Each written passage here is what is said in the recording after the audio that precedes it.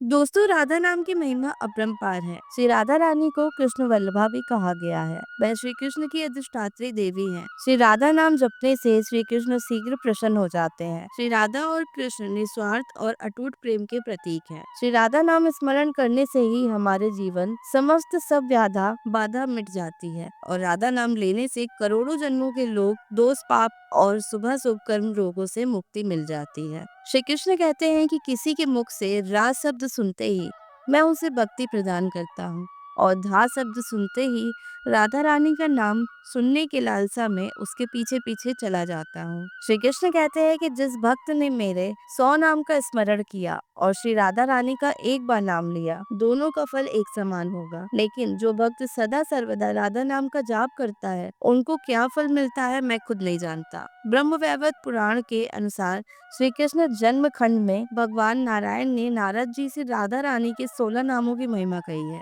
Number 1 पर है राधा नाम। राधा शब्द का रा प्राप्ति का वाचक है और धा निर्वाण। राधा मुक्ति निर्वाण मोक्ष प्रदान करने वाली है। नंबर 2 पर है रासेश्वरी। वह रासेश्वर श्री कृष्ण की प्राण प्रिया अर्धांगिनी है, अतः रासेश्वरी कहलाती है। नंबर 3 पर है रासवासिनी। उनका रास मंडल में निवास है, अतः वह रासवासिनी कहलाती है।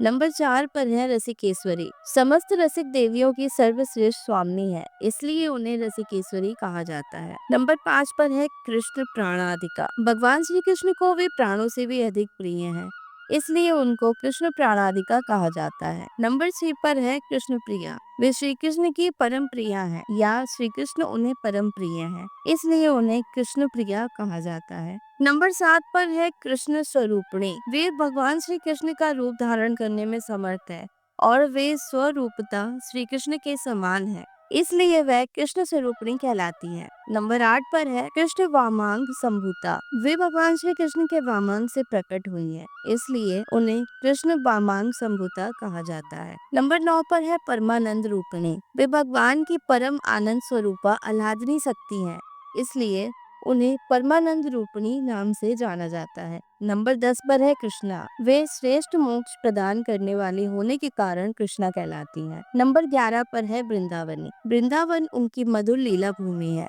तथा वे वृंदावन की अधिष्ठात्री देवी है, अतः उन्हें वृंदावनी नाम से भी जाना जाता है। नंबर 12 पर है वृंदा। वृंद शब्द का अर्थ है सखियों का समुदाय और आसत्ता का वाचक है, इसलिए वे सखियों के समुदाय की स्वामिनी है, इसलिए वे वृंदा कहलाती हैं। नंबर 13 पर है वृंदावन विनोदनी।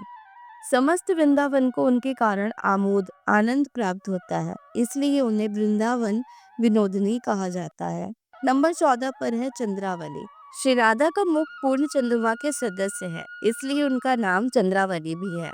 नंबर 15 पर है चंद्रकांता। उनके शरीर पर अनंत चंद्रमाओं की सी कांति रात दिन जगमगाती रहती है, इसलिए उन्हें चंद्रकांता कहते हैं।